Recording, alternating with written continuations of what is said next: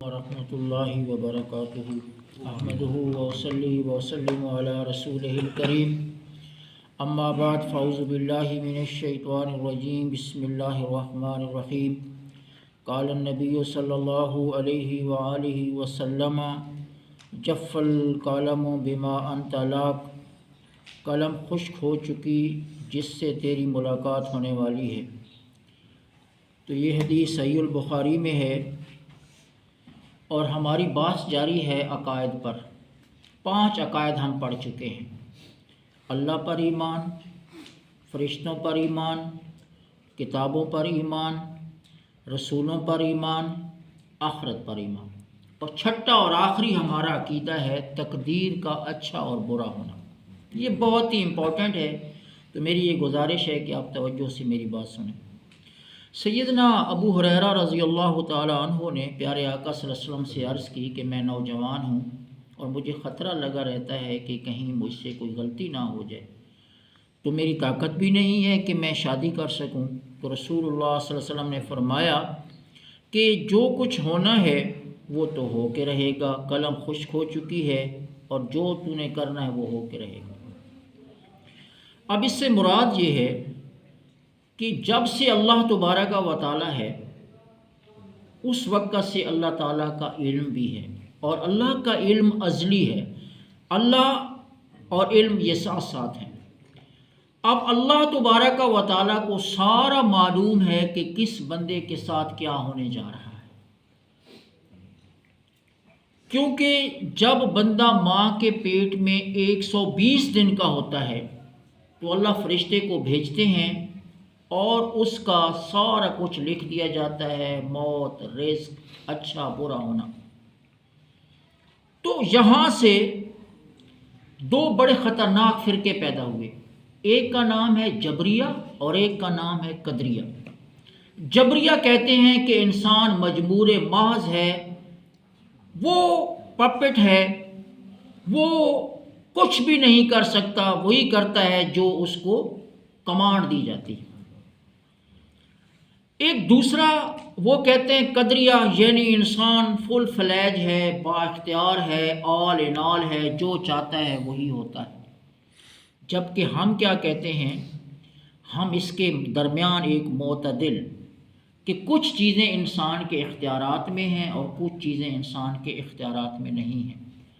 جب سیدنا جبریل علیہ السلام پیارے آقا صلی اللہ علیہ وسلم کے پاس آئے تھے تو وہاں بھی رسول اللہ صلی اللہ علیہ وسلم نے یہ فرمایا تھا کہ ان تؤمن بالقدر خیرہ وشرہ، کہ تو تقدیر کے اچھے اور برے ہونے پر ایمان لائے۔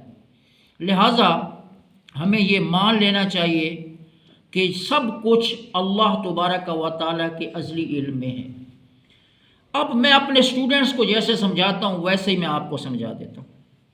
میں اپنے طلباء کو یہ کہتا ہوں اور بچیوں کو بھی یہی، جن کو میں پڑھاتا ہوں، یہ کہتا ہوں کہ بیٹا دیکھیں، اگر آپ یہ کہیں کہ نہ میں نے تیاری کرنی ہے، نہ میں نے کتاب کھولنی ہے، نہ میں نے اسائنمنٹ کرنی ہے، میری تقدیر میں فیل ہونا لکھا پڑا ہے تو میں فیل ہو جاؤں گا یا ہو جاؤں گی، ہم یہ نہیں کہہ سکتے۔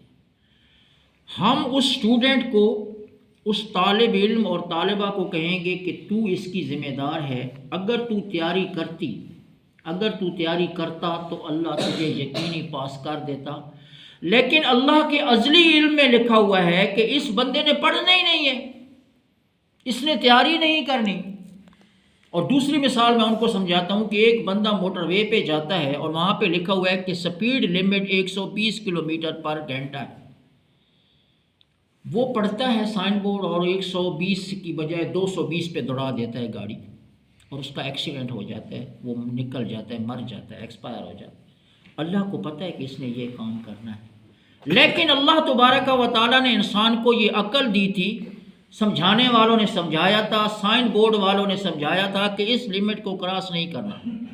لہٰذا اللہ کے تو اصلی علم میں سب کچھ موجود ہے، لیکن ہم کس کے ذمہ دار ہیں؟ جو کچھ ہم کر رہے ہیں، ہم نے تیاری نہیں کی، ہم نے گاڑی غلط دوڑائی۔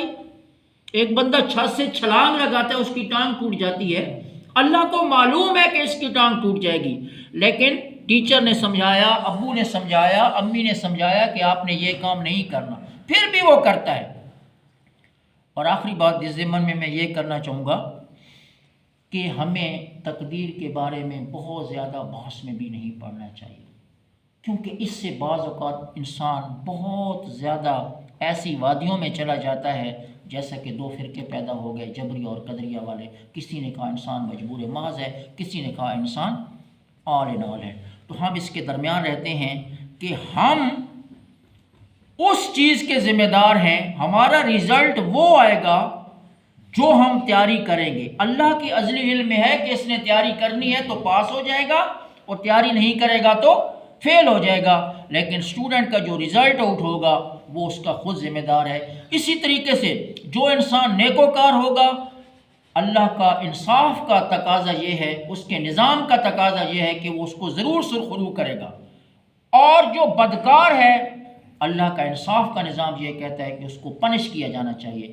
اس لیے ہم تقدیر پر ایمان رکھتے ہیں، ہمارا یہ چھٹا عقیدہ ہے۔ اللہ مجھے اور آپ سب کو درمیانی چال چلنے کی توفیق عطا فرمائے۔ اس کے بعد پیارے بھائیوں، ہم گھر سے باہر نکلے، معاملات کیے، اب ہم گھر میں دوبارہ واپس آ رہے ہیں۔ تو دیکھیے سیرت طیبہ ہمیں کیا سکھاتی ہے۔ رسول اللہ صلی اللہ علیہ وسلم فرمایا کرتے تھے، اللہم انی اسألک خیر المولج و خیر المخرج، اے اللہ میں تو اس سے سوال کرتا ہوں کہ میرا داخل ہونا بھی خیر ہو اور نکلنا بھی خیر ہو۔ اللہ میں گھر سے نکلا تو اس سے خیر مانگتا ہوں، اللہ میں گھر میں داخل ہو رہا ہوں پھر بھی تو اس سے خیر مانگتا ہوں، کیونکہ خیر کس کے ہاتھ میں ہے؟ اللہ تبارک و تعالی۔ اس کے بعد رسول اللہ پڑھتے تھے بسم اللہ ولجنا، اللہ کا نام لے کر ہم داخل ہوئے، وبسم اللہ خرجنا، اور اللہ کا نام لے کر ہم نکلے تھے، وعلی اللہ ربنا توکلنا، اور ہمارا توکل ہمارے پروردگار اللہ تبارک و تعالی سے دعا ہے۔ تو میری یہ ریکویسٹ ہوگی کہ ہم دعاؤں کو اپنی زندگی کا حصہ بنائیں، گھر سے باہر نکلیں تب بھی بسم اللہ توکلت علی اللہ لا حول ولا قوۃ الا باللہ، اور جب ہم داخل ہو رہے ہیں پھر بھی ہم اللہ تبارک و تعالیٰ کے سپرد اپنے معاملات کریں۔ اللہ مجھے اور آپ کو عمل کرنے کی توفیق عطا فرمائے۔ وآخر دعوانا الحمد للہ رب العالمین، والسلام علیکم ورحمۃ اللہ وبرکاتہ۔